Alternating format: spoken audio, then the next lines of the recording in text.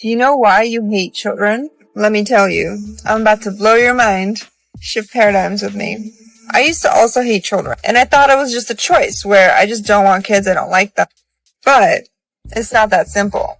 If you strongly dislike anything, that means that there's trauma around that thing. I'm going to take a wild guess that if you're someone who strongly dislikes children, you don't remember much of your childhood, you had something super traumatic happen during your childhood. This could even be moving from place to place. This doesn't have to be physical abuse.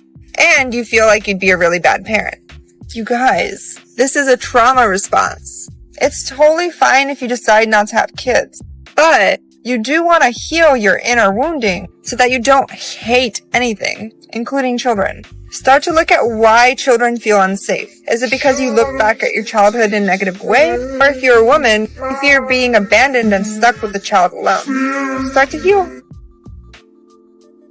I hate my kids. I hate myself for saying that. I don't even want to be around my kids. I feel so full of shame and blame for even thinking those things. Do you relate to this? Do you feel like you almost wish you didn't have kids sometimes because it's so hard? Because it feels like it's swallowing you up whole? Because it feels like every day is a constant grind and battle, no matter what you do, no matter what you say, no matter what you try. You've bought books and listened to podcasts and listened to webinars and taken courses, but nothing ever works. Your kids don't listen till they yell. They don't do what you ask them to do. Everything's a battle, a negotiation, a total power struggle. I want you to know if you're feeling like this, stop, take a really big deep breath. It's okay. It's totally okay. Second of all, you're so not alone. Hey guys, welcome back to my channel. How you all doing? Good morning, good afternoon, good evening, wherever you're watching me from. So today's video is about a mom that is regretting having a baby. She said she doesn't like the baby, she doesn't love her son, and she will never love her son. Her story is her story is a sad one because she was forced into getting married. She was forced by her parents into having a child. She's wishing to be child-free, and she envies the people that are child-free to get. So I'll just give a quick summary of the story, then I'll go ahead and read it in details and then talk about it. You know how we do it here. So this lady, she's from Somalia, and she said before she got married, 3 months before she got married, she was depressed and wanted to take her life. Yes. So her parents took her to doctors, and the doctors decided she had depression, but her parents did not believe that because they're Africans. So they felt she was possessed, she had demons in her. So they took her to her country for spiritual cleansing. So after that, they forced her into getting married against her will. She's 28 years old. She didn't want to get married. They forced her. They said if she doesn't get married, they'll seize her passport. I think she resides in Canada, but she's from Somalia, so she had to get married. They also forced her to keep the baby because when she found out she was pregnant, she wanted to take out the baby. Her parents forced her to have the baby. Now she's not happy with the baby. She said she would never love the baby. She doesn't like the baby. And she said the baby isn't a neurotypical child and all that. So just to summarize everything, she ended up sending the baby back to the father and she got a divorce. Yeah. So let's go ahead and read the story in details. Deeply regrets motherhood. Can only remember my child-free life. I know this may not be the right post to put in, but I just want to express my thoughts. I am 28 years old female. I have decided to no longer envy childless women. I am actually very happy for you all. Happy that you genuinely get to enjoy and live life on your own terms. There are various luxuries in being childless that I feel childless people take for granted. Sleeping in, taking naps, waking up when you want. Even if you work, you have an alarm based on your schedule and not someone else's. Not having to miss out on work opportunity or having trouble with school. I'm here to tell you motherhood is the biggest scam that society has taught us Since having my son, I'm no longer the free-spirited and happy person I was. I'm no longer living, just existing, and that is no way to live. To make long story short, before having my child, due to a deep depression, I tried to commit deletion by overdosing on pills. I don't know if you can say it on Reddit. During recovery, instead of listening to the multiple doctors, my family thought it's better to take me to Somalia and eventually get married, as they thought my depression wasn't real. It was the demons in my head, and I needed to go there for cleansing and healing. I told them that my depression came from mostly my environment and that I needed to just leave my awful town and start afresh in the city and continue my schooling there. They refused and sent me away. I got married, to which I tried to stop 3 times, but they threatened that they would take my visas and not let me leave. They also refused me birth control. Long story. I came back to Canada after the wedding ceremony and found that I was pregnant. It was crazy to think just 3 months before that I tried to commit deletion. I also tried to do an abortion, but my parents found that out and wouldn't let me leave the house. Getting into an arranged marriage and having a baby was one of the worst choices I did. I take accountability, as I didn't have a gun to my head, but I was forced into it all.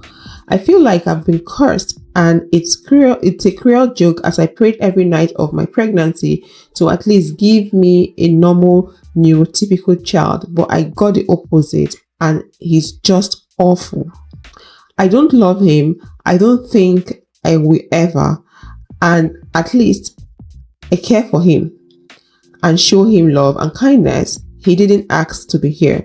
I often think it's better to send him to his dad and to at least be cared for by someone who would truly love him and can provide him with a real family life, siblings, and a home. His dad also lives with a huge support system, which I don't have.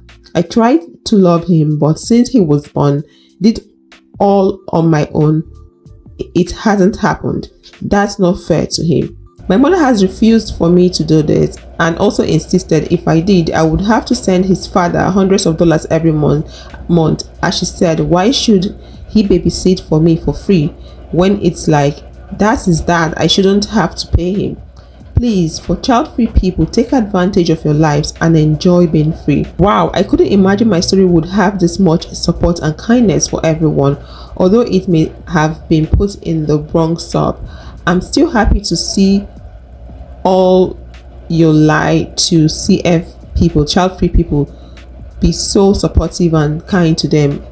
I needed this. And also, I think I confused some people. I got married over there, and my son's father still lives there in Africa. I have been divorced for quite some time now.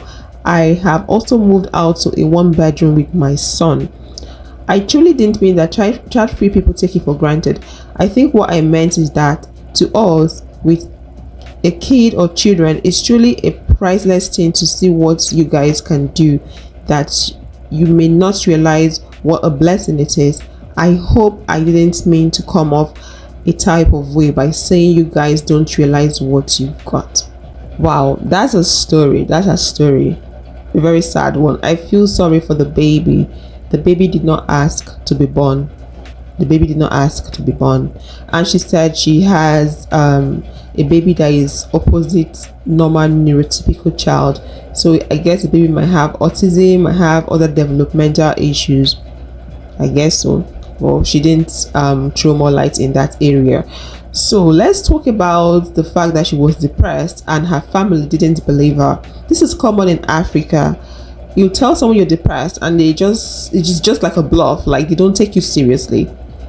I've seen cases where people left cryptic messages about what they were going through, about them taking their lives, and people didn't take them seriously, and then the next day or next week they took their life. Yeah, it happens a lot in Nigeria, to be specific.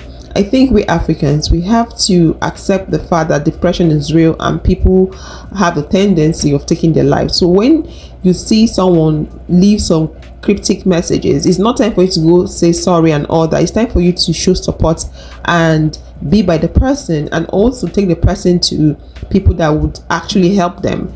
Leaving messages and being empathetic with the person in the comment section is not going to stop the person from doing what the person wants to do. I think medical help is the best way to go about that. And then she spoke about getting forced by her parents to marry against her will, and they forced her to have a baby. If you're an African parent here, I think it's important for you to let an adult be an adult. She's 28 years old. You get? She's not a baby. She's 28 years old. Someone said she doesn't want to get married, and she just got out of depression, or she was recovering from depression. You don't know what she's passing through. First off, the parents did not believe her, and now they're pushing her into an arranged marriage. And she said she didn't want it, and they forced her into it. And then they forced her to have a baby. I think for me, adults should have the autonomy in Africa. In some families are so wealthy, they feel like they rule, they control the lives of their kids till when their kids leaves this planet, or this earth. Some families are like that. Do you get? So I think you should try and let adults be adults, regardless of how influential you are in the society. Try and let adults be adults, honestly, because the person feeling the brunt of all this stuff is the innocent baby. One, the baby is not normal neurotypically, so the baby has, from her story, the baby has developmental issues, I think so.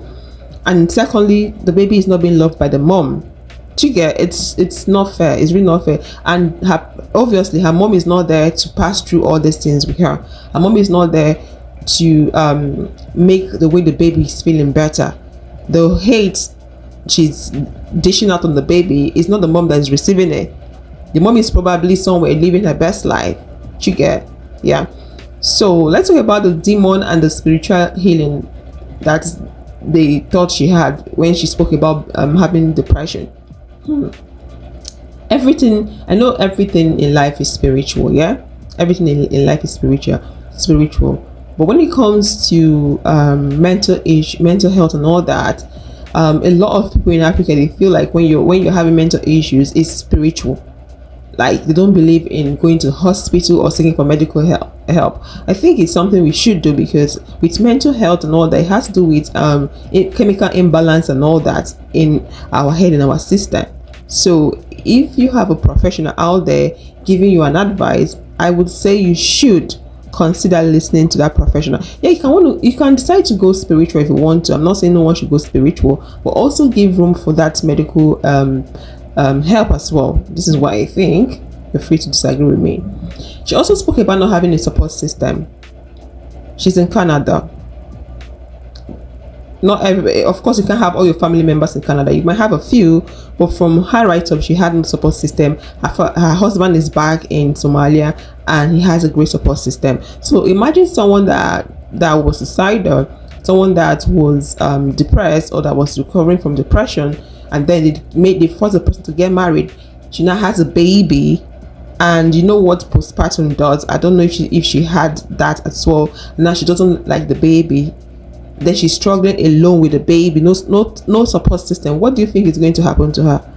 Her situation is definitely going to get worse. I don't know if her parents did not put all this into consideration. Sometimes some parents think, because they were able to wing it during the time, so it's a human stuff, so she's strong enough, she should be able to wing it. She has the energy in there.